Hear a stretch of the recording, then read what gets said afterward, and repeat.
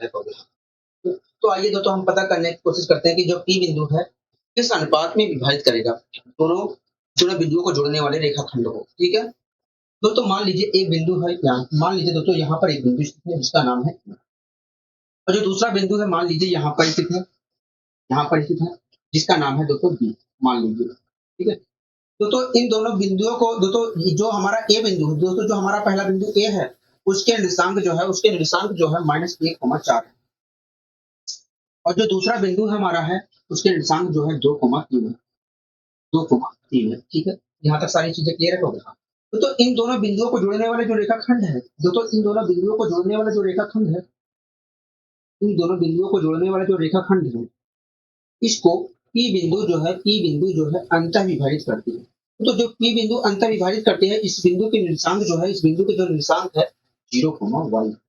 कह रहा है ये जो P बिंदु दोस्तों हमसे पूछ रहा है कि ये जो P बिंदु इन दोनों बिंदुओं को जोड़ने वाले रेखाखंड को विभाजित कर रही है, ये बताओ किस अनुपात में विभाजित कर रही है।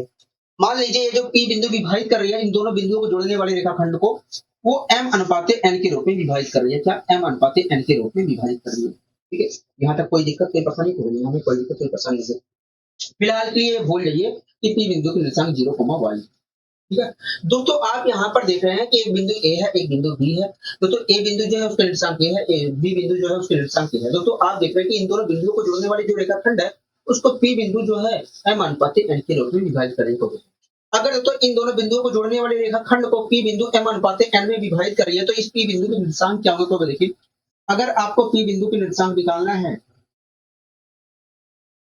तो देखिए अगर आपको P बिंदु के निर्देशांक निकालना है, तो देखिए अगर आपको P बिंदु के निर्देशांक निकालना है, तो इसकी मल्टीप्लाई आप इधर कर लीजिएगा, ठीक है? अगर मैं करता हूं तो क्या आएगा? तो देखिए 2m आएगा। क्या आएगा? 2m आएगा। मैंने लिख लिया। अब कहोगे देखिए इसी की मल्टीप्लाई इधर भी कर दीजिए। तो अगर मैं करता हूं m की मल्टीप्लाई 3 से, तो आएगा 3m आएगा। तो मैंने यहाँ पर भी लिख लिया। इसका कोई रोल ही ना होगा, यहाँ पर जो लिखूंगा रोल नहीं है उसका, ठीक है? अब दोस्तों इसी प्रकार में n की मल्टीप्लाई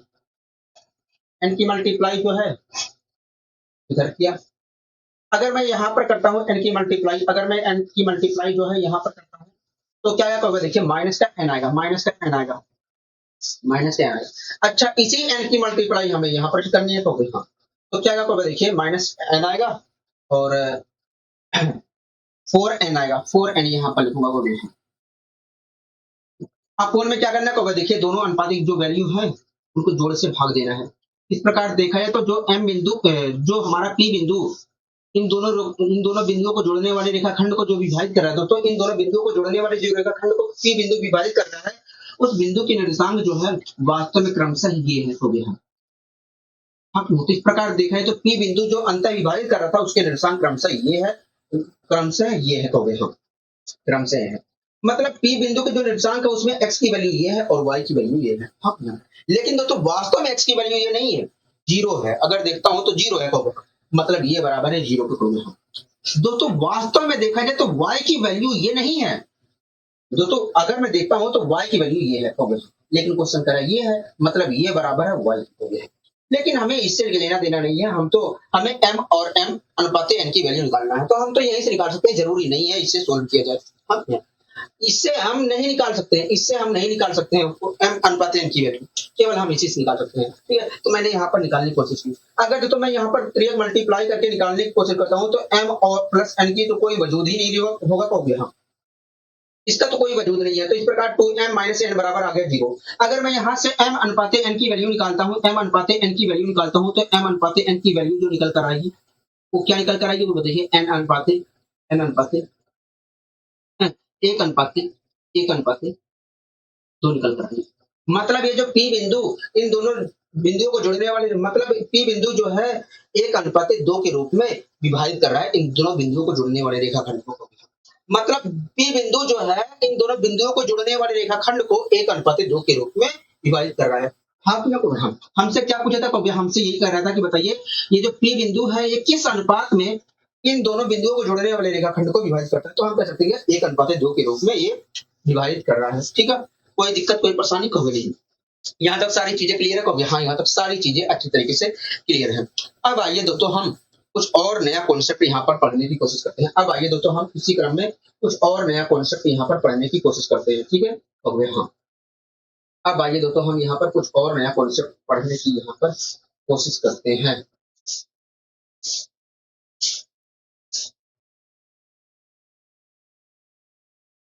दोस्तों हमसे कॉन्सेप्ट कह रहा है कि यदि दो बिंदु ए और बी जिसके निर्देशांक क्रम से x1 y1 और x2 y2 है, तो इन दोनों बिंदुओं के मध्य बिंदु के जो निर्देशांक होंगे x1 plus x2 upon 2, y1 plus y2 upon 2 होंगे। मैं आपको समझाने की कोशिश करता हूँ क्या आखिर कहना चाह रहा है। मान लीजिए दोस्तों दो बिंदु है, एक बिंदु ए है, एक बिंदु ए है जिसके निर्देशांक x1 y1 है, तो दूसरा जो बिंदु है, मान लीजिए दोस्तों दो बिंदु है जिसमें से पहला बिंदु मान लीजिए ए है जिसका निर्देशांक x1 y1 है, और दूसरा जो बिंदु बी है उसके निर्देशांक जो है x2 y2 है, x2 y2 है। मैं दूसरे तरीके से करने की कोशिश करता हूँ, ठीक है? मान लीजिए दोस्तों दो बिंदु है, यहाँ पर मैं दूसरे तरीके से समझाने की कोशिश करता हूँ जिससे आपको समझ में आ जाए। मान लीजिए तो एक मिनट, ठीक है? मान लीजिए दोस्तों दो बिंदु है, एक बिंदु यहाँ पर स्थित है ए, मान लीजिए दोस्तों दो बिंदु है, एक बिंदु ए जो कि यहाँ पर स्थित है और दूसरा बिंदु जो बी है यहाँ पर स्थित है, ठीक है? तो मान लीजिए ए बिंदु के निर्देशांक जो है x1 y1 है, और जो बी बिंदु है उसके निर्देशांक जो बी बिंदु है उसके निर्देशांक मान लीजिए x2 और y2 है, ठीक है? यहाँ तक सारी चीजें क्लियर है? मान लीजिए दो बिंदु है, एक ए है एक बी है, ए बिंदु के निर्देशांक मान लीजिए x1 y1 है और बी बिंदु के निर्देशांक x2 y2 है, ठीक है? दोस्तों मैंने इन दोनों बिंदुओं को एक रेखाखंड के द्वारा मिला दिया। दोस्तों मैं इन दोनों बिंदुओं को एक रेखाखंड के द्वारा मिला, अगर दोस्तों ए बिंदु के निर्देशांक, दोस्तों अगर ए और बी बिंदु के निर्देशांक क्रमशः x1 और y1 और x2 और y2 है, तो ऐसी स्थिति में इन दोनों बिंदुओं के मध्य बिंदु के जो निर्देशांक होंगे, मान लीजिए मध्य बिंदु यहाँ पर है, इन दोनों बिंदुओं के बीच का मध्य बिंदु जो है यहाँ पर है। अगर तो ए बिंदु के निर्देशांक ये है और बी बिंदु के निर्देशांक ये है, तो ऐसी स्थिति में इन दोनों बिंदुओं के मध्य बिंदु के जो निर्देशांक होंगे, इन दोनों बिंदुओं के मध्य बिंदु के जो निर्देशांक होंगे, इन दोनों बिंदुओं के मध्य बिंदु के जो निर्देशांक होंगे वो x1 plus x2 upon 2, y1 plus y2 upon 2 होंगे। यही कॉन्सेप्ट हमसे कहना चाह रहा था, ठीक है? तो ये बात आपको हमेशा ध्यान रखना है कि यदि दो बिंदु ए और बी जिसके निर्देशांक x1 y1 और x2 y2 है, तो ऐसी स्थिति में उन दोनों बिंदुओं के मध्य बिंदु के जो निर्देशांक होंगे वो x1 plus x2 upon 2, y1 plus y2 upon 2 के बराबर होंगे, ठीक है? तो ये सारी चीजें आपको ध्यान रखनी है। लेकिन ये चीज निकल कर कहां से आया? तो आइए हम यहाँ पर जानने की कोशिश करते हैं। ये चीज निकल कर कहां से आया, आइए हम जानने की कोशिश करते हैं, ठीक है? तो हाँ, मान लीजिए दोस्तों हमें क्या प्रूव करना होगा? देखिए हमें यही प्रूव करना है कि यदि दो बिंदु ए और बी जिसके निर्देशांक x1 y1 और x2 y2 है, तो ऐसी स्थिति में उस मध्य बिंदु दोनों बिंदुओं के मध्य बिंदु के निर्देशांक होंगे x1 plus x2 upon 2, y1 plus y2 upon 2 होंगे। यही प्रूव करना है, ठीक है? मान लीजिए दोस्तों इसके लिए मैंने एक बिंदु ए मान लिया जिसके निर्देशांक x1 और y1 है, मान लीजिए। एक बिंदु मैंने बी माना, एक दूसरा बिंदु मैंने मान लिया बी है जिसके निर्देशांक x2 और y2 है। तो इन दोनों बिंदुओं को मैं एक रेखा के द्वारा मिला दे रहा हूँ, ठीक है? एक रेखा के द्वारा मिला दे रहा हूँ, ठीक है? दोस्तों मान लीजिए इन दोनों बिंदुओं का जो मध्य बिंदु है यहाँ पर स्थित है और इसका नाम है P। मान लीजिए दोस्तों इन दोनों बिंदुओं का मध्य बिंदु जो है यहाँ पर स्थित है और इन दोनों बिंदुओं के मिलाने वाले रेखाखंड का मध्य बिंदु यहाँ पर स्थित है जिसका नाम है P, ठीक है? कोई दिक्कत है? कोई नहीं। एक बात बताइए दोस्तों, अगर ये P बिंदु है, अगर तो ये मध्य बिंदु है, अगर तो इन दोनों बिंदुओं के बीच, अगर तो इन दोनों बिंदुओं के मिलाने वाले रेखाखंड का ये मध्य बिंदु है, तो ये मध्य बिंदु जो है इन दोनों बिंदुओं को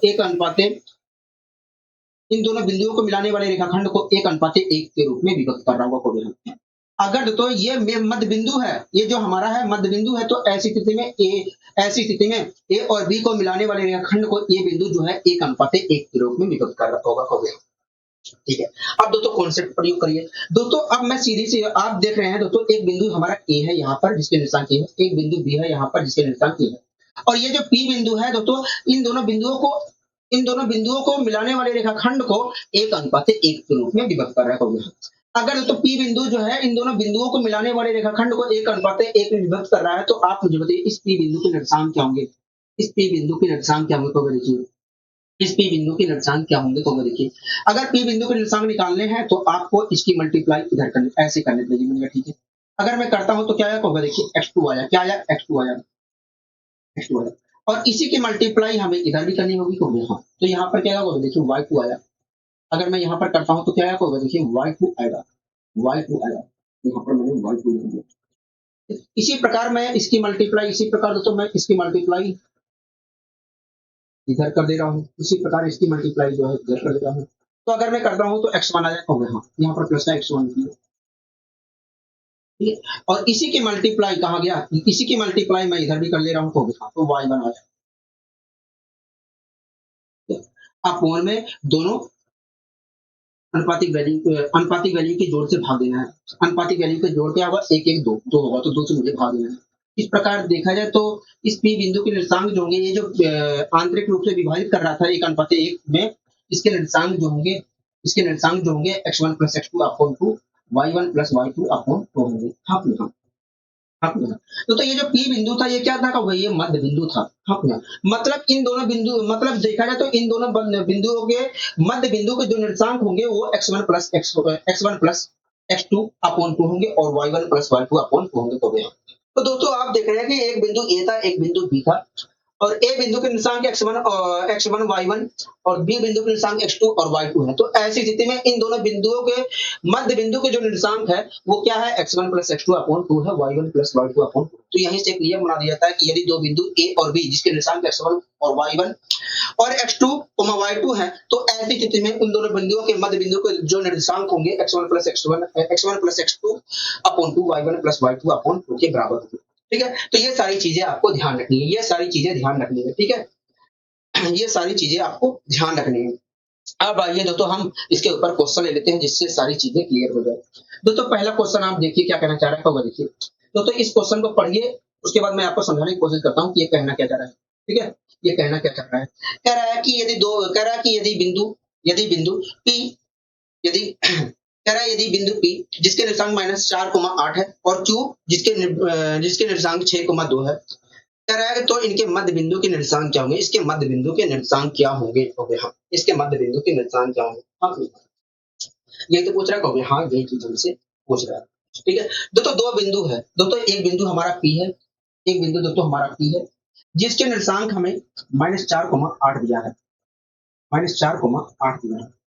और दूसरा बिंदु दोस्तों Q है, दूसरा बिंदु हमारा Q है जिसके निर्देशांक हमें 6,2 दिया है, 6,2 दिया है। हाँ जिसके निर्देशांक हमें 6,2 दिया है। कह रहा है इन दोनों बिंदुओं के मध्य बिंदु के निर्देशांक क्या होंगे? दोस्तों आपको अच्छी तरीके से पता है कि यदि दो बिंदु P और Q जिसके निर्देशांक हमसे x1 y1 और x2 y2 है, तो ऐसी स्थिति में उन दोनों बिंदुओं के मध्य बिंदु के जो निर्देशांक होते हैं, निर्देशांक होंगे वो x1 प्लस x2, x1 क्या होगा? देखिए -4 है और x2 क्या होगा? 6 है, -4 में 6 जोड़ेंगे तो आएगा 2, x1 प्लस x2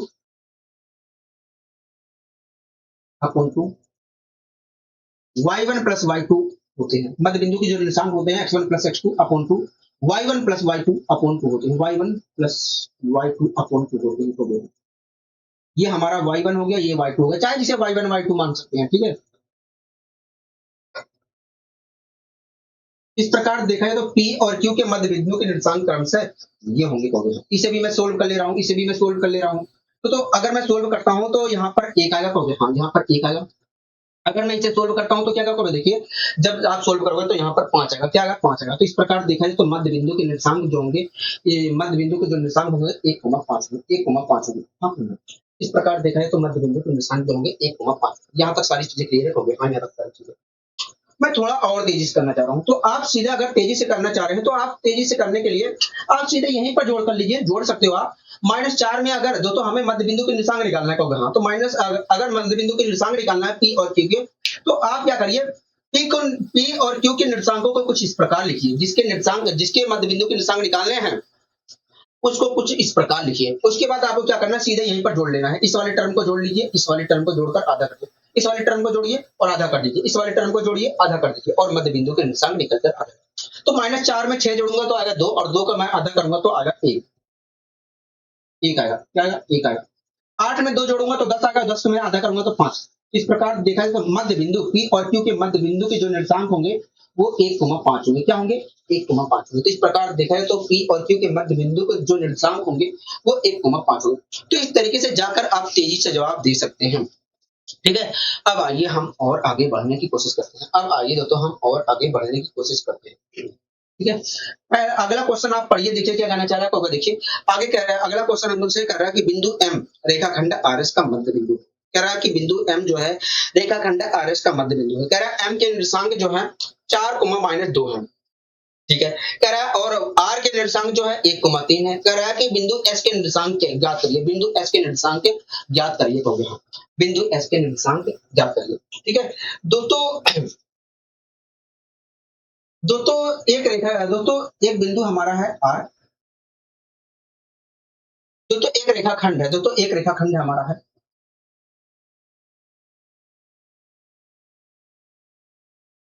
दोस्तों एक रेखाखंड है, मान लीजिए जिस रेखाखंड की बात कर रहा है वो ये। दोस्तों इस रेखाखंड का ये वाला जो सिरा दिख रहा है ये R बिंदु है, R बिंदु को रिप्रेजेंट कर रहा है। दोस्तों ये वाला जो सिरा है ये S बिंदु को रिप्रेजेंट कर रहा है। इस प्रकार देखा जाए तो ये हमारा रेखाखंड RS हो गया। दोस्तों इस रेखाखंड RS में, दोस्तों इस रेखाखंड RS का मध्य बिंदु जो है M है। क्या है? मध्य बिंदु जो है M है। तो ये जो रेखाखंड RS दिख रहा है इसका मध्य बिंदु क्या है? M है। ठीक है, यहाँ तक क्लियर है हो गया। तो इस मध्य बिंदु RS रेखाखंड के मध्य बिंदु जो है M, उसके निर्देशांक हमें 4,-2 दिया गया है। क्या दिया गया? 4,-2 दिया गया। बोलो हाथ में हो गया, 4,-2 दिया गया है। और रेखाखंड RS में R बिंदु जो है उसके निर्देशांक हमें 1,3 दिया गया है। क्या दिया गया है? 1,3 दिया गया है। ठीक है, 1,3 दिया गया है। हमसे कह रहा है कि ये जो S बिंदु है, रेखाखंड RS का जो S बिंदु है, S सिरा है, उसके निर्देशांक क्या होंगे? मतलब S बिंदु के निर्देशांक हमसे पूछ रहा है। हम मान लीजिए S बिंदु के जो निर्देशांक है x, y। मैं दूसरे तरीके से भी कराऊंगा, आपको घबराने की जरूरत नहीं है। मान लीजिए S बिंदु के निर्देशांक x, y है, मतलब हमें x, y की वैल्यू निकालनी है। S बिंदु के निर्देशांक तो पूछ रहा है हाँ, तो मतलब हमें x और y की वैल्यू निकालनी है, x, y की वैल्यू निकालनी है। तो आइए पता करने की कोशिश करते हैं। ठीक है दोस्तों, आप यहाँ पर देख रहे हैं कि एक बिंदु R है, एक बिंदु S है। तो R बिंदु का निर्देशांक 1,3 है और S बिंदु का निर्देशांक जो है x, y है। ठीक है, और हाँ कि ना करें हम। ठीक है दोस्तों, ये जो मध्य बिंदु के निर्देशांक है इसे भूल जाइए। ये जो मध्य बिंदु के निर्देशांक है इसे भूल जाइए। दोस्तों आप देख रहे हैं कि एक बिंदु R है, एक बिंदु S है।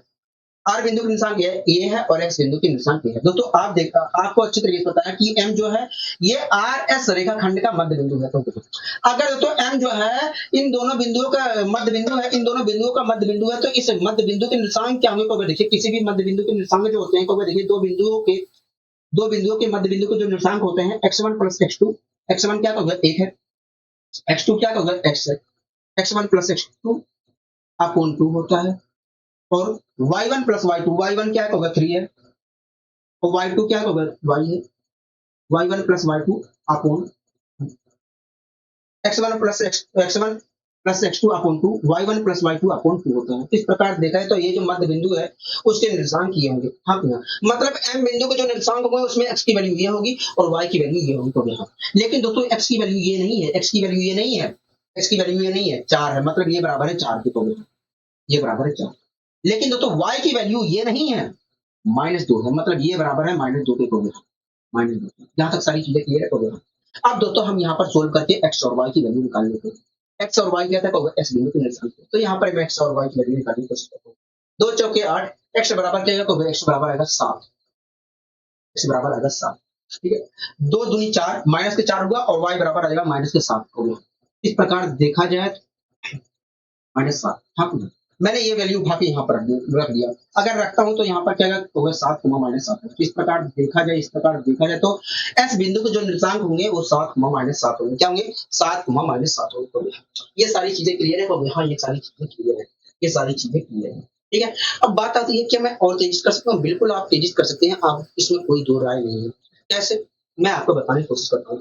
तो आपको एक बात हमेशा ध्यान रखनी है, यदि दो बिंदुओं के दोस्तों आपको हमेशा ध्यान रखनी बात, एक बात, दोस्तों आपको एक बात हमेशा ध्यान रखनी है कि यदि दो राशियों के जोड़ का आधा जो है के है।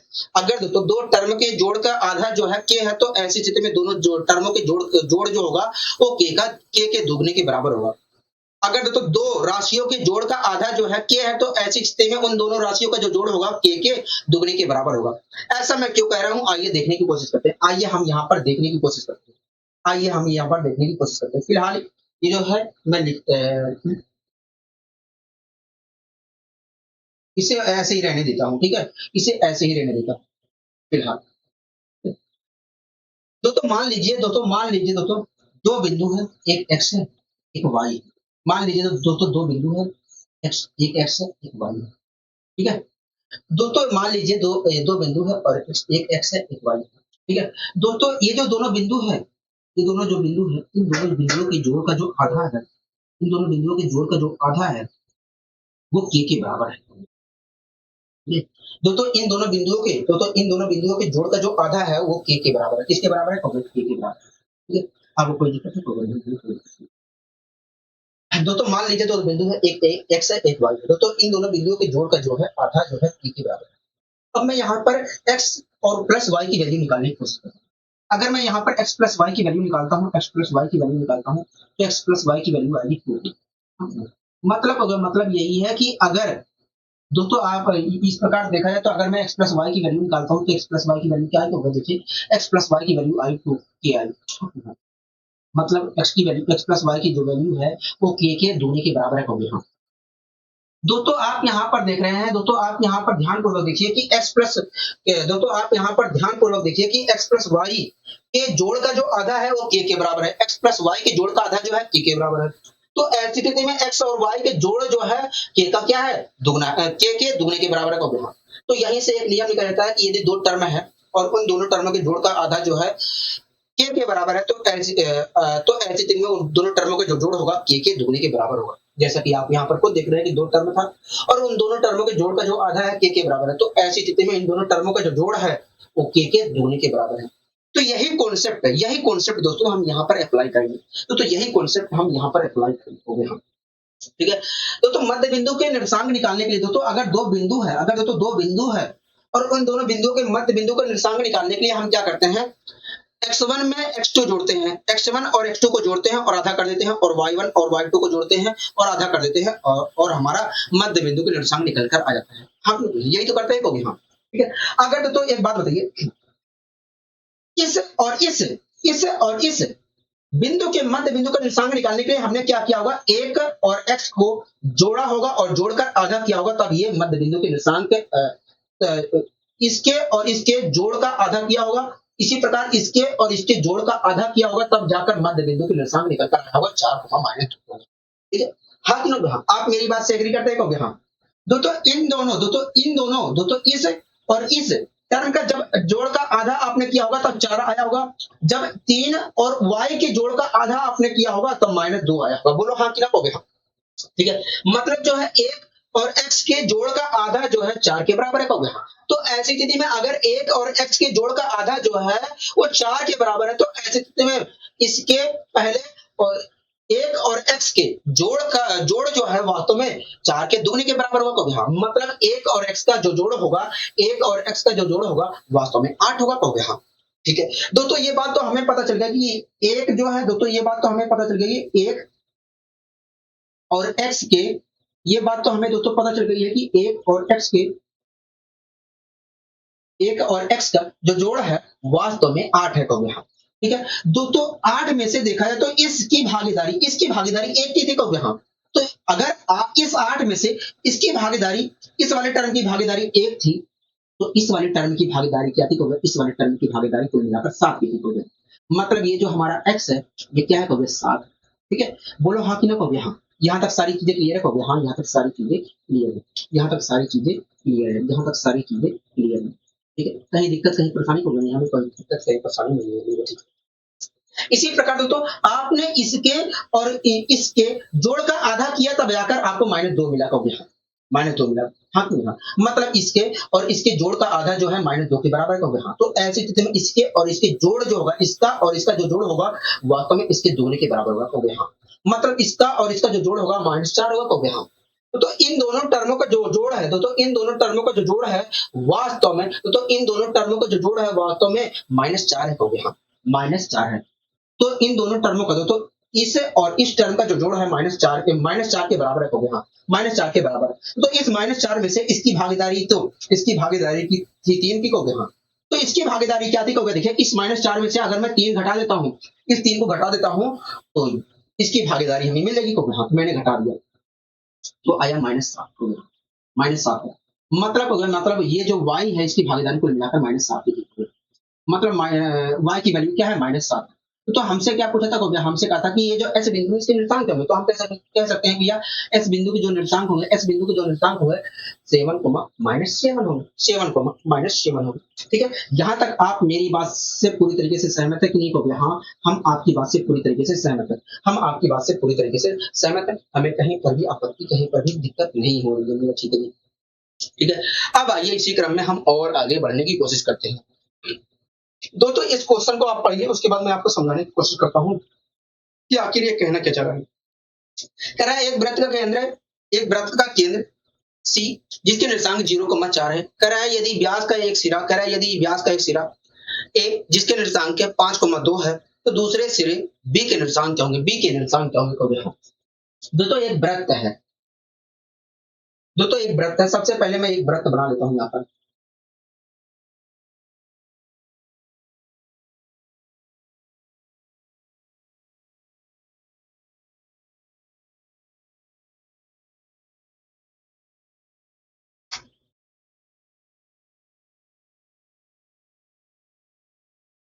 मान लीजिए दोस्तों एक वृत्त है जिसका केंद्र जो है सी है। मान लीजिए ये जो जिस वृत्त की बात कर रहा है, जिस वृत्त की बात कर रहा है वो ये है। ठीक है, तो ये जो वृत्त है इसका केंद्र जो है सी है। ठीक है, तो सी बिंदु के जो निर्देशांक है 0,4 है। क्या है, 0,4। ठीक, यहाँ तक सारी चीजें क्लियर हो गया। तो ये जो सी बिंदु है इसके निर्देशांक जो है 0,4। यहाँ तक सारी चीजें क्लियर हो गई। ठीक है, दोस्तों एक बात बताइए, अगर मैं इस केंद्र से जाते हुए एक रेखा ऐसे खींचता हूं जो वृत्त के वृत्त के दोनों सिरों को स्पर्श करता है तो ये रेखा क्या कहलाएगी, ये रेखा हमारी व्यास कहलाएगी, वृत्त का व्यास कहलाएगी। तो ये रेखा क्या है, ये रेखा वृत्त का व्यास है। हाँ तो एक वृत्त है जिसका केंद्र सी है जिसके निर्देशांक 0,4 है। तो इस वृत्त का इस वृत्त का जो व्यास का एक सिरा, ठीक है, एक सिरा जो है ए है, एक सिरा ए है जिसके निर्देशांक हमें 5,2 दिया है, 5,2 दिया है।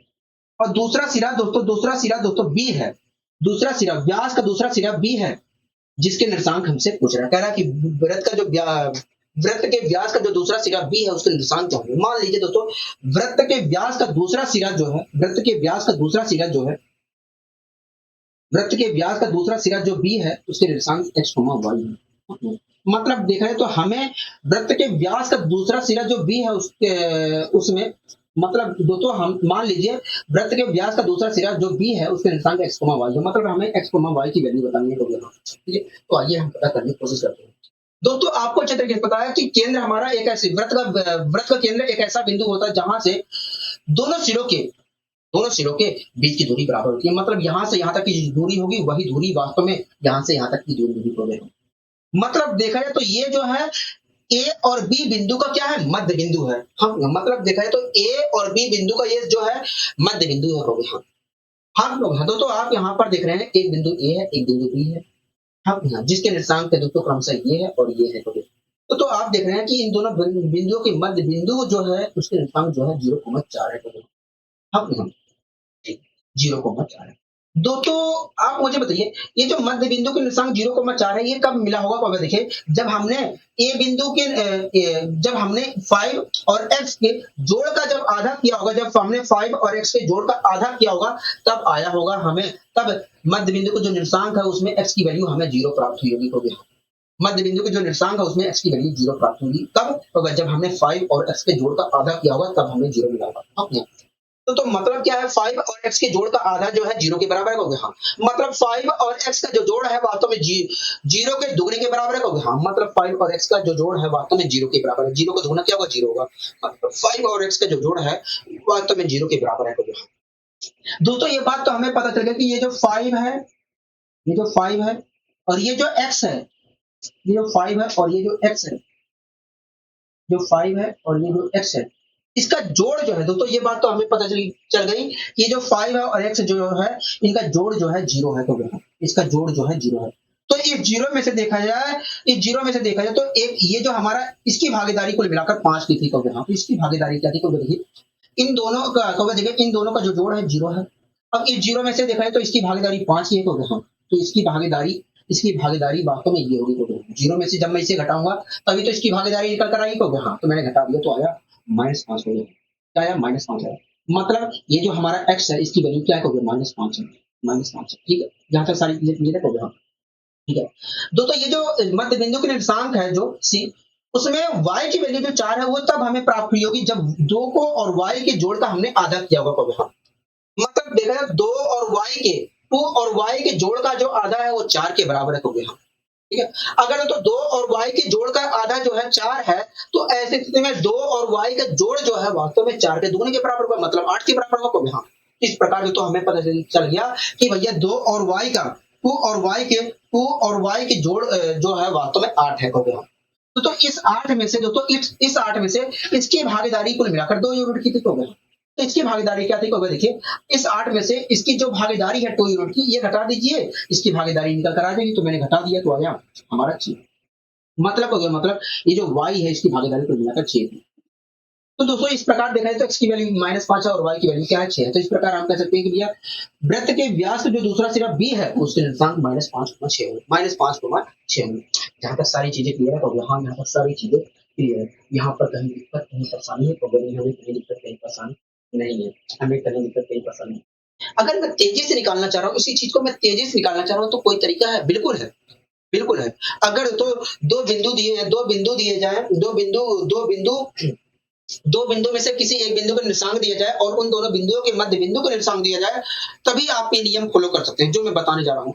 आपको क्या करना है, जो मध्य बिंदु के निर्देशांक दिए जा रहे हैं उस निर्देशांक का दूना कर लेना है। तो मध्य बिंदु के निर्देशांक क्या दिया गया है, 0,4 दिया गया, इसका दूना कर लीजिए। तो 0 का दूना करूंगा तो 0 ही आएगा, 4 का दूना करूंगा 8 आएगा, ठीक है।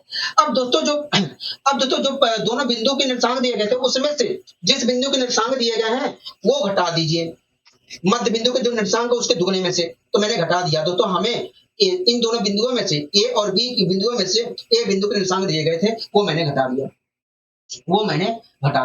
अगर मैं यहाँ पर घटाता हूँ तो घटाने पर जो मिलेगा वो कुछ और नहीं, बी बिंदु के निर्देशांक है, तो मैंने घटा दिया।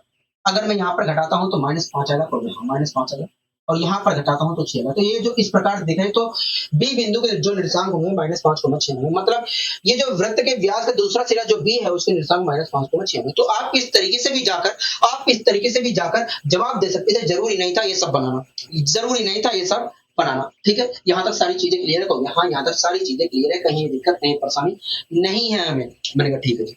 अब आइए इसी क्रम में हम और आगे बढ़ने की कोशिश करते हैं, ठीक है। अगला क्वेश्चन देखिए क्या कहना चाह रहा है, अगला क्वेश्चन आप देखिए क्या कहना चाह रहा है, तो देखिए अगला क्वेश्चन हमसे देखिए क्या कहना चाह रहा है, तो देखिए अगला क्वेश्चन हमसे कह रहा है कि बिंदु P जिसके निर्देशांक m,3 है, खंड AB का मध्य बिंदु है, मतलब एक खंड हमारा AB है, ठीक है। आगे कह रहा है यदि A बिंदु जो है उसके निर्देशांक 5,n है और जो n बिंदु और जो B बिंदु है उसके निर्देशांक जो है 1,4 है, तो n और m के मान क्या होंगे, दोस्तों एक खंड है, दोस्तों एक रेखाखंड हमारा AB है, तो एक रेखाखंड हमारा क्या है, एक रेखाखंड हमारा AB है, ठीक है। तो मैंने यहाँ पर एक रेखाखंड AB बना दिया, दोस्तों एक रेखाखंड है AB। मान लीजिए इस रेखाखंड का ये वाला जो सिरा है A है और इस रेखाखंड का ये वाला जो सिरा है B है। दोस्तों ये जो रेखाखंड है उसके निर्देशांक हमें 5,n दिए गए हैं, और जो रेखाखंड का दूसरा सिरा B है उसके निर्देशांक हमें 1,4 दिए गए हैं। क्या दिए गए हैं, 1,4 दिए गए हैं।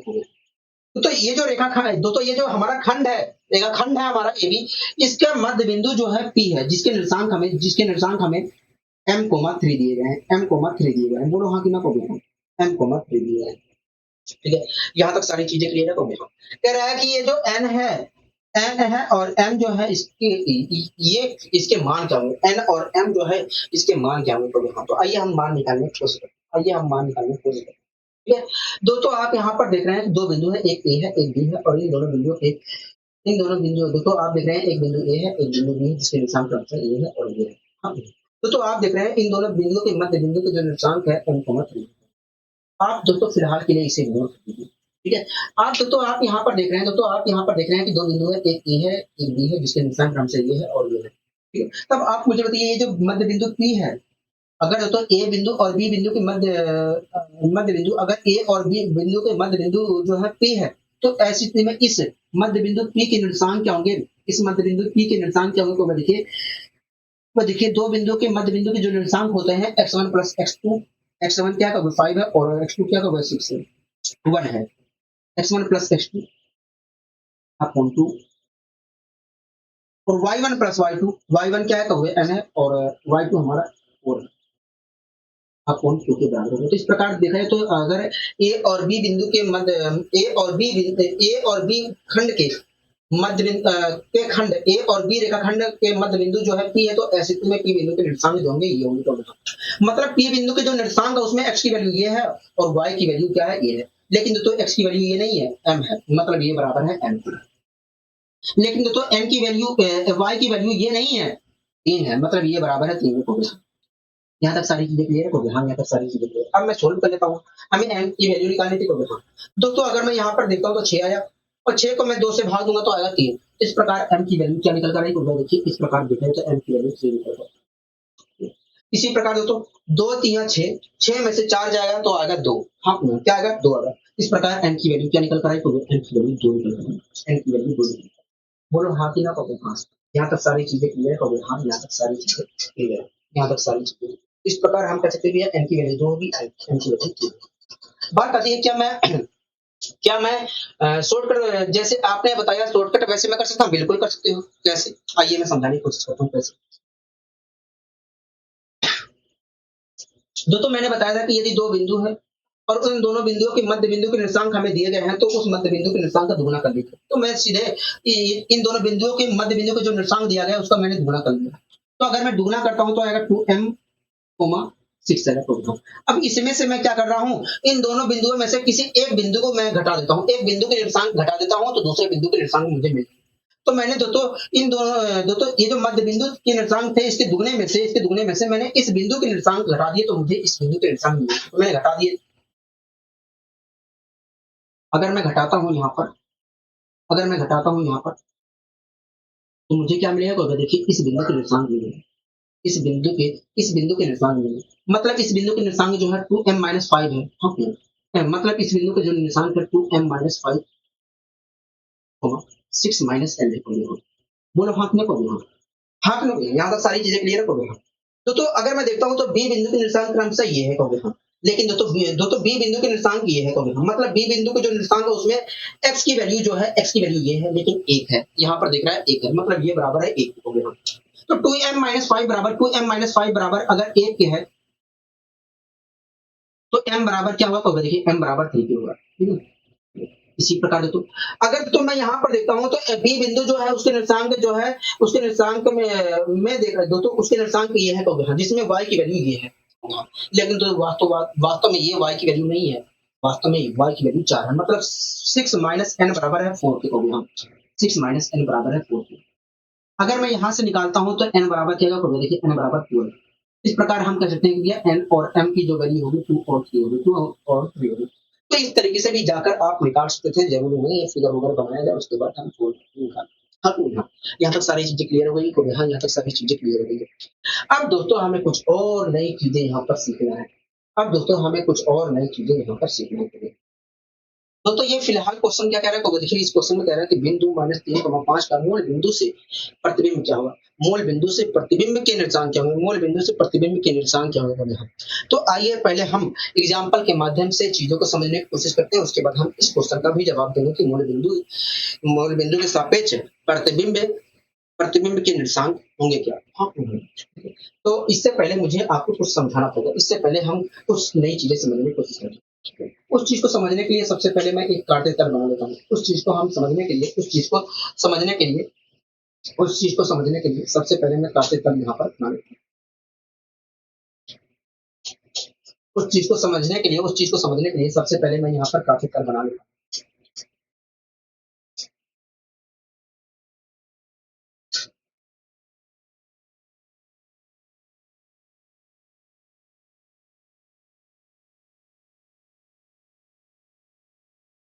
ठीक है। सबसे पहले मैं कार्तीय तल बना लेता हूँ।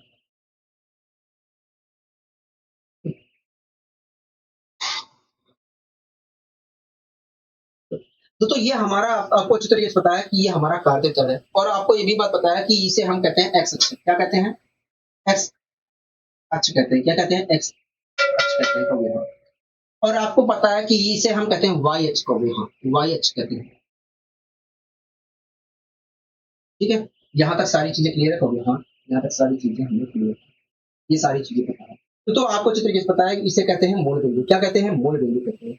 दोस्तों आपको अच्छी तरीके से पता है इसे हम क्या कहते हैं? कभी देखिए इसे तो हम मूल बिंदु कहते हैं। इसे हम मूल बिंदु कहते हैं। इसे हम मूल बिंदु कहते हैं जिसे हम रिप्रेजेंट करते हैं ओ से कभी। दोस्तों आपको ये भी बात पता है कि मूल बिंदु के जो निर्देशांक होते हैं 0,0 होते हैं। क्या होते हैं? 0,0 होते हैं। तो आपको ये भी बात पता है कि मूल बिंदु के जो निर्देशांक होते हैं वो 0,0 होते हैं।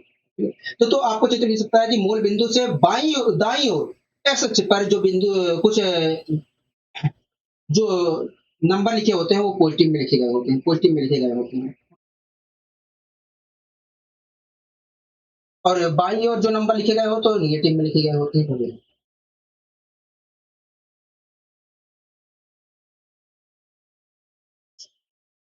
और इसी प्रकार मूल बिंदु से ऊपर की ओर जो नंबर लिखे गए होते हैं वो भी पॉजिटिव में लिखे गए होते हैं।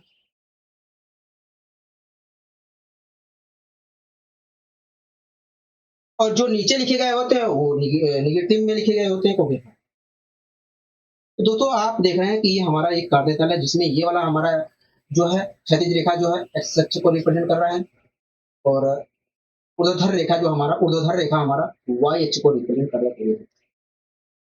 ये सारी चीजें आपको पहले से पता है तो हाँ ये सारी चीजें पहले से पता है। ठीक है। अब आप मुझे अगर अब आप मुझे बताइए इस कार्यतल में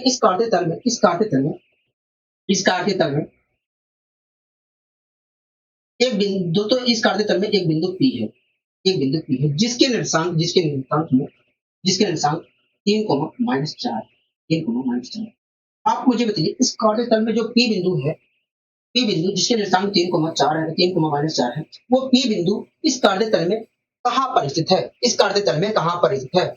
मैंने कहा कि बताइए, चिन्हित करके बताइए इस कार्यतल में। मैंने कहा कि चिन्हित करके बताइए कि जो पी बिंदु है जिसके निर्देशांक 3,-4 है वो कार्यतल में कहाँ पर स्थित है? को देखिए अगर मैं देखता हूं तो ये जो पी बिंदु के निर्देशांक 3,-4 दिया गया है। मैंने कहा होगा देखिए इसमें x की वैल्यू हमें 3 दी गई है और y की वैल्यू -4 दी गई है। मतलब हमें एक्स अक्ष पर 3 कदम पॉजिटिव में चलना है कभी हाँ। तो मूल बिंदु तो ये है कभी मूल ये हमारा एक्स अक्ष है जिसमें मूल बिंदु ये है कभी। ठीक है। अब 3 कदम अगर मैं पॉजिटिव में चलता हूं तो यहाँ पर आऊंगा कभी हाँ। इस प्रकार देखा तो x बराबर 3 यहाँ पर कहोगे। दोस्तों अगर मैं यहाँ पर इसके इसी बिंदु के से जाते हुए एक रेखा ऐसे खींचता हूँ तो रेखा जो है तो ये जो रेखा हमारी है x बराबर 3 को रिप्रेजेंट करेगी। किसको करेगी? तो बोले x बराबर 3 को रिप्रेजेंट करेगी। ठीक है। यहाँ तक सारी चीजें क्लियर है कहोगे हाँ। यहाँ तक सारी चीजें क्लियर है। अब y बराबर हमें 4 कदम चलना कहोगे हाँ। तो y के अक्ष पर मैं 4 कदम निगेटिव में नीचे चला कहोगे हाँ। तो आगे निगेटिव में 4 कदम। दोस्तों मैंने इस y बराबर -4 से जाते हुए एक रेखा खींची। ये जो रेखा हमारी है ये y बराबर -4 को रिप्रेजेंट करेगी। किसको करेगी? करेगी कि y बराबर -4 को रिप्रेजेंट करेगी। दोस्तों आप देख रहे हैं कि x बराबर जो 3 है और y बराबर जो 4 है -4 है वो यहाँ पर प्रतिच्छेद कर रहे हैं कभी हाँ। तो ये जो बिंदु है दोस्तों ये बिंदु किसको रिप्रेजेंट करेगा? देखिए ये जो बिंदु है ये वास्तव में निर्देशांक बिंदु पी को रिप्रेजेंट करेगा जिसके तो ये जो हमारा जहां पर प्रतिच्छेद कर रहे हैं ये किसको रिप्रेजेंट करेगा? तो देखिए निर्देशांक बिंदु 3,-4 को रिप्रेजेंट करेगा। 3,-4 को रिप्रेजेंट करेगा मतलब पी बिंदु को रिप्रेजेंट करेगा कहोगे हाँ। पी बिंदु को रिप्रेजेंट करेगा मतलब पी बिंदु देखा जाए तो कार्यतल में यहाँ पर स्थित होगी हाँ। ठीक है। यहाँ तक सारी चीजें क्लियर है कहोगे हाँ। यहाँ तक सारी चीजें क्लियर है और ये सारी चीजें हमें तो पहले से पता है। ये सारी चीजें हमें पहले से पता है। ठीक है जी पहले से पता है तो अच्छी बात है। आप दोस्तों ये क्या है कहोगे? ये हमारा मूल बिंदु। दोस्तों आप मुझे देखिए इस मूल बिंदु दोस्तों आप मुझे बताइए इस मूल बिंदु के सापेक्ष इस मूल बिंदु के सापेक्ष ये जो पी बिंदु है इसके निर्देशांक क्या होंगे? मैंने कहा दोस्तों आप बताइए मुझे ये जो इस मूल बिंदु के सापेक्ष सापेक्ष पी बिंदु के निर्देशांक क्या होंगे?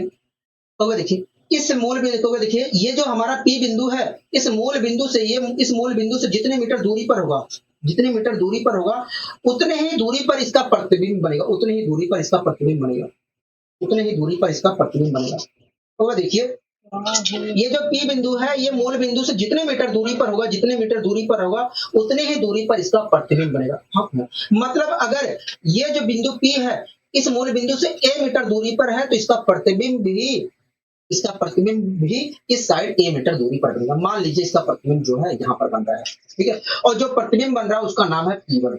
जो प्रतिबिंब हमारा बन रहा है P बिंदु का उसका नाम है P1, ठीक है। यहाँ तक सारी चीजें क्लियर है। हाँ, और जो हमारा प्रतिबिंब P बिंदु का बन रहा है P1 उसके निर्देशांक मान लीजिए x, y हो गया, x, y है, ठीक है। यहाँ तक सारी चीजें क्लियर है। हाँ, यहाँ तक सारी चीजें क्लियर है, यहाँ तक सारी चीजें क्लियर है, कहीं दिक्कत कहीं परेशानी नहीं है, यहाँ तक कहीं दिक्कत कहीं परेशानी नहीं है, ठीक है। दोस्तों हमें क्या पता करना है, ये जो प्रतिबिंब P का प्रतिबिंब P1 बन रहा है मूल बिंदु के सापेक्ष, हमें इसके निर्देशांक पता करना है। तो मान लीजिए ये जो P1 बिंदु बन रहा है, प्रतिबिंब बन रहा है, P बिंदु का जो प्रतिबिंब P1 बन रहा है उसके निर्देशांक x, y है, ठीक है। यहाँ तक सारी चीजें क्लियर है।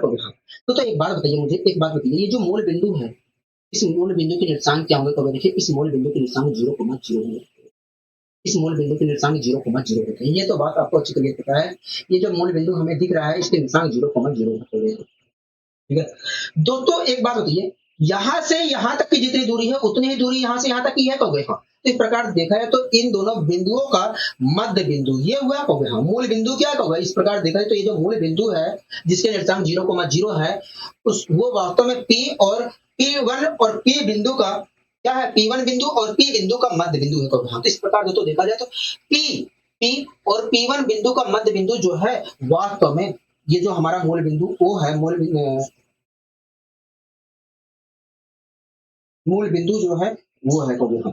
इस प्रकार से तो देखा जाए तो P बिंदु और P1 का मध्य बिंदु जो है वास्तव में ये है जिसके निर्देशांक क्या है? 0,0, ठीक है। यहाँ तक सारी चीजें क्लियर है, कहोगे हाँ, ठीक है। अगर तो ये जो P1 है और ये जो P बिंदु है इसका मध्य बिंदु जो है उसके मध्य बिंदु के निर्देशांक 0,0 है, तो ऐसी स्थिति में आप मुझे ये जो P1 बिंदु है इसके निर्देशांक क्या होंगे? तो देखिए दोस्तों आपको अच्छे तरीके से पता है कि P बिंदु और P1 का मध्य बिंदु जो है ये है, कहोगे हाँ, जिसके निर्देशांक 0,0 है। तो दोस्तों ये जो मध्य बिंदु है जिसके निर्देशांक 0,0 है ये इसमें हमें x की वैल्यू तब प्राप्त हुई होगी जब हमने x और 3 को जोड़ा होगा और आधा किया होगा, तब हमें प्राप्त हुई होगी। तो मतलब देखा तो x और 3 के जोड़ का जो आधा है वो 0 के बराबर है, कहोगे हाँ। अगर x और 3 के जोड़ का आधा जो है 0 के बराबर है तो ऐसी स्थिति में x और 3 का जो जोड़ है वास्तव में 0 के दुगने के बराबर है, मतलब 0 के बराबर है, कहोगे हाँ।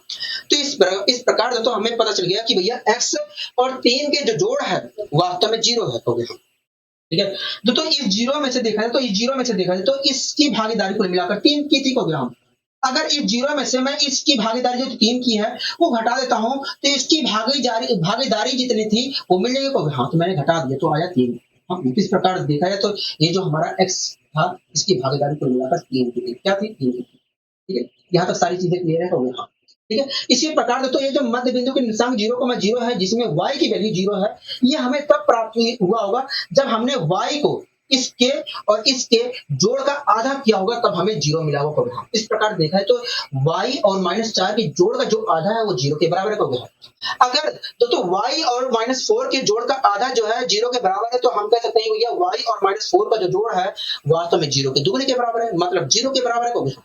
तो ये बात तो पता चल गई कि भैया y और -4 का जो जोड़ है वास्तव में 0 के बराबर है। तो दोस्तों इस 0 में से दोस्तों y और -4 का जो जोड़ है वास्तव में 0 है, और इस 0 में से देखें तो इसकी भागीदारी -4 की थी। हाँ, अगर तो इस 0 में से इसकी भागीदारी जो -4 की थी वो घटा देता हूं तो इसकी भागीदारी मिल जाएगी, कहोगे हाँ। तो मैंने घटा दिया, माइनस चिन्ह तो इसका है, कहोगे हाँ। तो मैं जब घटाऊंगा तो आएगा 4 की। इस प्रकार देखें तो इसकी भागीदारी क्या थी? 4। इस प्रकार x की वैल्यू क्या है? 3 है और y की वैल्यू क्या है? 1 मिनट होगी, -3 आएगा यहाँ पर। इस प्रकार से तो देखा जाए तो x की वैल्यू क्या है? -3 और y की वैल्यू क्या है? 4 है। तो इस प्रकार हम कह सकते हैं कि P बिंदु जो है P बिंदु का मूल बिंदु के सापेक्ष जो प्रतिबिंब है P1 उसके निर्देशांक 3,4 होंगे। तो दोस्तों आप यहाँ पर देख रहे हैं कि इस P1 बिंदु के निर्देशांक जो है -3,4 है।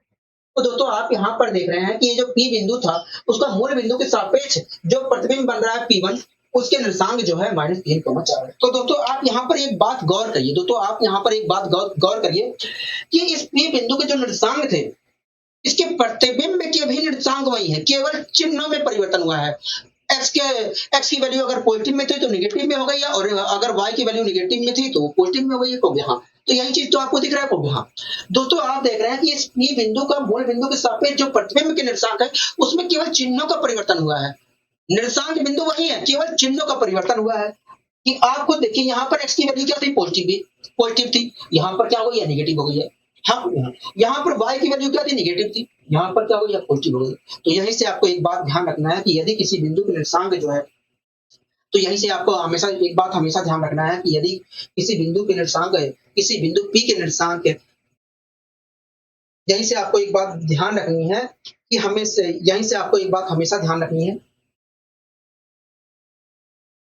यदि कोई बिंदु P है और उस P बिंदु का मूल बिंदु के सापेक्ष प्रतिबिंब जो है P1 है, तो ऐसी स्थिति में उस P1 बिंदु के जो निर्देशांक होंगे वो P बिंदु के निर्देशांक के समान ही होंगे, बस चिन्हों में केवल परिवर्तन होगा। क्या होगा, चिन्हों में परिवर्तन होगा। ठीक है, ये सारी चीजें आपको ध्यान रखना है। यदि कोई बिंदु P है और उसके मूल बिंदु के सापेक्ष प्रतिबिंब जो बन रहा है वो P1 है, तो ऐसी स्थिति में उस P1 बिंदु के जो निर्देशांक होंगे वो P बिंदु के समान ही होंगे, बस चिन्हों में परिवर्तन होगा। मतलब x जहां पॉजिटिव होगा वहां नेगेटिव हो जाएगा, जहां पर नेगेटिव होगा वहां पर पॉजिटिव होगा। इसी प्रकार y जहां पर पॉजिटिव होगा वो नेगेटिव हो जाएगा, जहां नेगेटिव होगा वो पॉजिटिव हो जाएगा। ठीक है, ये बातें आपको हमेशा ध्यान रखना है। जैसा कि आपने खुद देखा कि यहाँ पर x पॉजिटिव था, यहाँ पर नेगेटिव हो गया, y नेगेटिव था तो यहाँ पर पॉजिटिव हो गया। ठीक है, सारी चीजें क्लियर है। हाँ, यहाँ तक सारी चीजें क्लियर है। अब मेरे कुछ क्वेश्चनों का जवाब दे दीजिए, उसके बाद हम इस क्वेश्चन को भी कर लेंगे। ठीक है, आप दोस्तों एक बिंदु हमारा ये है, दोस्तों एक बिंदु है जिसके निर्देशांक जो है -3,5 है। तो एक बिंदु है जिसके निर्देशांक -3,5 है। आप मुझे बताइए इस बिंदु का मूल बिंदु के सापेक्ष, O का मतलब है मूल बिंदु। ठीक है, दोस्तों एक बिंदु हमारा है जिसके निर्देशांक -3,5 है। आप मुझे बताइए इस बिंदु का मूल बिंदु के सापेक्ष प्रतिबिंब के निर्देशांक क्या होगा। देखिए बिंदु -3 को देखिए, बिंदु -3,5 का मूल बिंदु के सापेक्ष प्रतिबिंब के जो निर्देशांक होंगे सेम ही होंगे, बस चिन्हों में परिवर्तन हो जाएगा। जहां पर x पॉजिटिव होगा वहां नेगेटिव होगा, जहां पर नेगेटिव होगा वहां पर पॉजिटिव होगा। इसी प्रकार y भी। तो यहाँ पर देखा जाए तो y x क्या है, तो अगर नेगेटिव है तो पॉजिटिव यहाँ पर हो जाएगा, y क्या है पॉजिटिव है तो यहाँ पर नेगेटिव हो जाएगा। तो इस प्रकार देखा जाए तो बिंदु -3,5 का मूल बिंदु के सापेक्ष प्रतिबिंब के जो निर्देशांक होंगे 3,-5 होंगे यहाँ। इसी प्रकार मेरे और क्वेश्चनों का जवाब दे दीजिए। आप मुझे बताइए एक बिंदु है जिसके निर्देशांक -4,5 है। तो एक बात इस क्वेश्चन का जवाब दीजिए आप। तो एक बिंदु है जिसके निर्देशांक -4,5 है। आप मुझे बताइए इस बिंदु का मूल बिंदु के सापेक्ष प्रतिबिंब के निर्देशांक क्या होगा। देखिए बिंदु जिसके निर्देशांक को देखिए, जो बिंदु है उसके जिस बिंदु के निर्देशांक -4,5 है उसका मूल बिंदु के सापेक्ष प्रतिबिंब के जो निर्देशांक होंगे उसमें केवल चिन्ह में परिवर्तन होगा, निर्देशांक बिंदु वही रहेंगे। तो -4 है तो यहाँ पर +4 हो जाएगा, और -5 है तो यहाँ पर 5 होगा। तो इस प्रकार देखा जाए तो बिंदु जिसके निर्देशांक -4,5 है उसका मूल बिंदु के सापेक्ष जो प्रतिबिंब के निर्देशांक होंगे वो 4,5 होंगे। ठीक है, यहाँ तक सारी चीजें क्लियर है। तो हाँ, यहाँ तक सारी चीजें बहुत ही अच्छी तरीके से, बहुत ही अच्छी वे में क्लियर है। यहाँ तक सारी चीजें बहुत ही अच्छी तरीके से, बहुत ही अच्छी वे में क्लियर है। ठीक है, अगर ये सारी चीजें क्लियर हो गई हैं तो आइए हम इसके ऊपर पहला क्वेश्चन ले लेते हैं जो हमसे कहा गया था। जो हमसे कहा गया था उस क्वेश्चन को ले लेते हैं, और उस क्वेश्चन को तो मैंने एग्जांपल की सहायता से बता दिया। कहोगे हाँ, यही तो क्वेश्चन में हमसे कह रहा है बिंदु -3,5 है मूल बिंदु के, उससे प्रतिबिंब क्या होगा, प्रतिबिंब के निर्देशांक जो है, यही चीज तो मैंने यहाँ पर बताया। कहोगे हाँ, तो ये चीज तो मैंने करवा दी, इस क्वेश्चन को तो मैंने करवा दिया है एग्जाम्पल के माध्यम से। कहोगे हाँ, अब आइए इसी क्रम में अगले क्वेश्चन को भी देख लेते हैं। अगला क्वेश्चन हमसे क्या कर रहा है, देखिए अगला क्वेश्चन हमसे कह रहा है कि बिंदु 0,-3 का मूल बिंदु से प्रतिबिंब ज्ञात करिए। हम यहाँ दोस्तों एक बिंदु है जिसके निर्देशांक 0,-3 है, 0,-3 है। कह रहा है इस बिंदु का मूल बिंदु के सापेक्ष प्रतिबिंब के निर्देशांक क्या है। दोस्तों आपको चित्र कैसे पता है कि जो बिंदु है जिसके निर्देशांक 0,-3 है, इसका मूल बिंदु के सापेक्ष प्रतिबिंब के जो निर्देशांक होंगे वास्तव में यही रहेंगे, प्रतिबिंब के निर्देशांक यही रहेंगे, बस चिन्ह में परिवर्तन होगा। जहां पर x पॉजिटिव है नेगेटिव हो जाएगा, जहां नेगेटिव है वहां पर पॉजिटिव होगा। इसी प्रकार y भी। तो x क्या है, 0 है तो ये तो 0 ही रहेगा, लेकिन प्लस है तो माइनस होगा, लेकिन माइनस प्लस का 0 पर कोई प्रभाव नहीं पड़ता, तो ये तो 0 ही रहेगा। ठीक है, इसी प्रकार y क्या है, नेगेटिव है, तो ये नेगेटिव है तो पॉजिटिव हो जाएगा। इस प्रकार देखा जाए तो निर्देशांक बिंदु 0,-3 का मूल बिंदु के सापेक्ष प्रतिबिंब के जो निर्देशांक होंगे वो 0,3 होंगे। क्या होंगे? 0,3 होंगे। ये सारी चीजें क्लियर है तो हाँ, ये सारी चीजें बहुत ही अच्छी तरीके से, बहुत ही अच्छे वे में क्लियर है, बहुत ही अच्छी तरीके से, बहुत ही अच्छे वे में क्लियर है। ठीक है, आप इस क्वेश्चन को पढ़िए, उसके बाद मैं आपको समझाने की कोशिश करता हूँ इस क्वेश्चन को भी। कह रहा है बिंदु P जिसके निर्देशांक x, y है, कह रहा है पहले मूल बिंदु पर P1 पर प्रतिबिंबित होता है। ठीक है, मूल बिंदु पर P1 पर प्रतिबिंबित होता है, मूल बिंदु के सापेक्ष P1 पर प्रतिबिंबित होता है, ये कहना चाह रहा है। आगे कह रहा है और फिर P1 जो है y अक्ष पर 3,-5 पर प्रतिबिंबित होता है। ठीक है, कह रहा है बिंदु P के निर्देशांक क्या होंगे। ठीक है, तो दो तरीके से करेंगे, पहले हम इस कार्तीय तल के माध्यम से करेंगे, उसके बाद हम शॉर्टकट जो मेथड होता है, जो आपको मैंने करवाया भी था, एक ही लाइन में कैसे करते हैं, उस तरीके से भी हम यहाँ पर करने की कोशिश करेंगे। ठीक है, उस तरीके से भी हम करने की कोशिश करेंगे। दोस्तों मैंने आपको पहले ही बताया था कि इस प्रकार के जब भी क्वेश्चन आते हैं, इस प्रकार के क्वेश्चन को करने के लिए हम पीछे से शुरुआत करते हैं, पीछे से शुरुआत करते हैं। बोलो हाँ कि ना कहोगे? हाँ बताया था कि नहीं कहोगे? हाँ बताया था आपने, बिल्कुल ठीक है।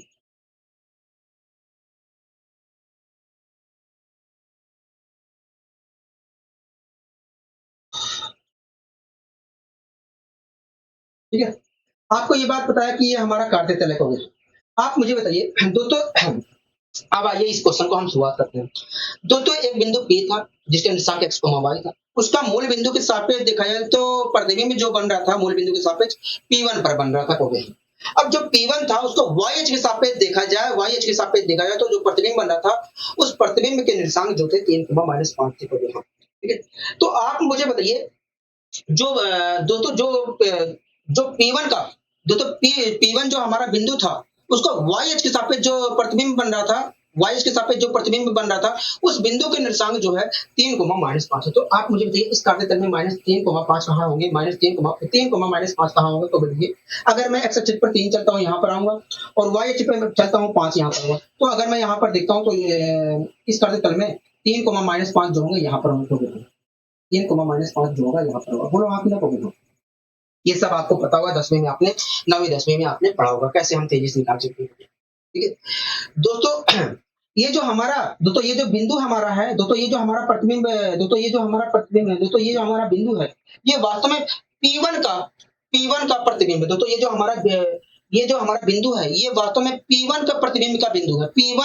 P1 का इस y अक्ष के सापेक्ष प्रतिबिंब का बिंदु है।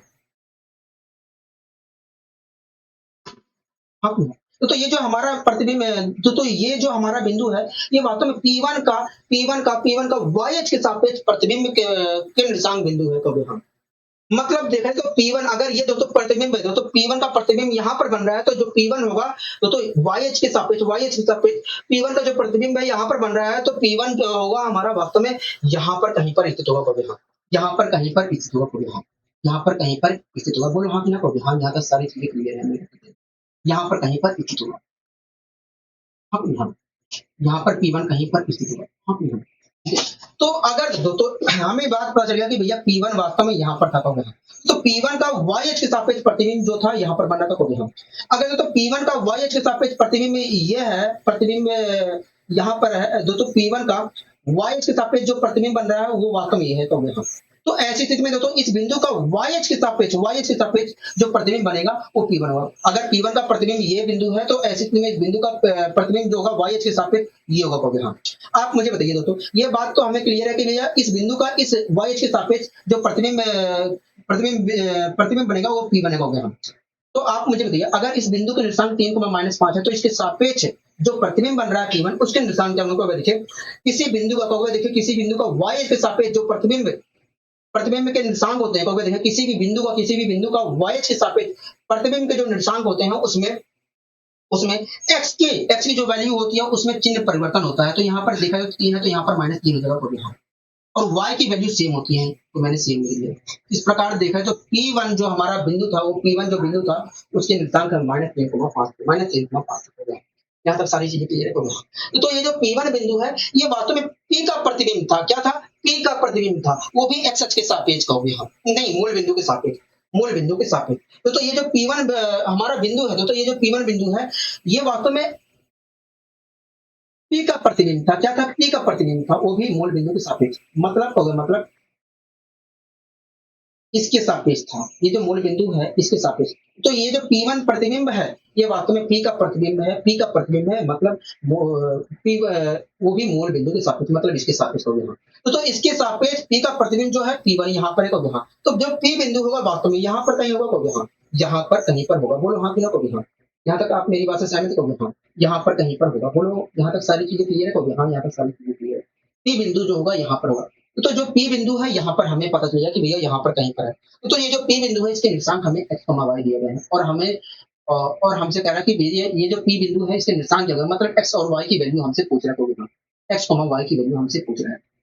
ठीक है, यहाँ तक सारी चीजें क्लियर है होगी हाँ। तो इस P बिंदु का तो ये जो P बिंदु हमारा दिख रहा है, तो ये जो P बिंदु है इसका प्रतिबिंब जो है मूल बिंदु के सापेक्ष P1 है होगा। तो P1 का जो प्रतिबिंब होगा मूल बिंदु के सापेक्ष वो P हो गया।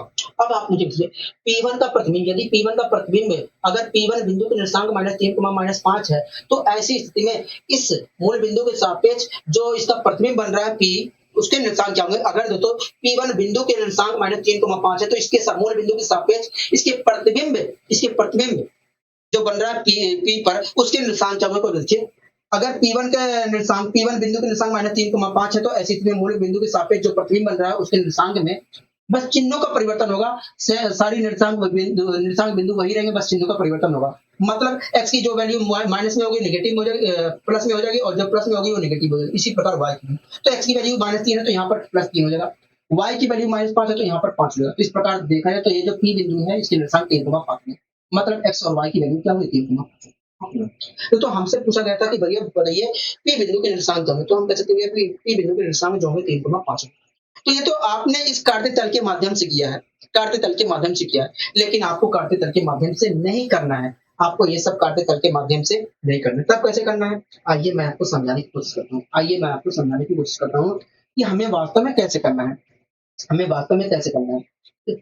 दोस्तों एक बिंदु P था को जिसके निर्देशांक x, y है। दोस्तों एक बिंदु P था इसके निर्देशांक x, y है। दोस्तों इस P बिंदु का मूल बिंदु के सापेक्ष देखा जाए तो प्रतिबिंब जो बन रहा है वो P1 पर बन रहा है।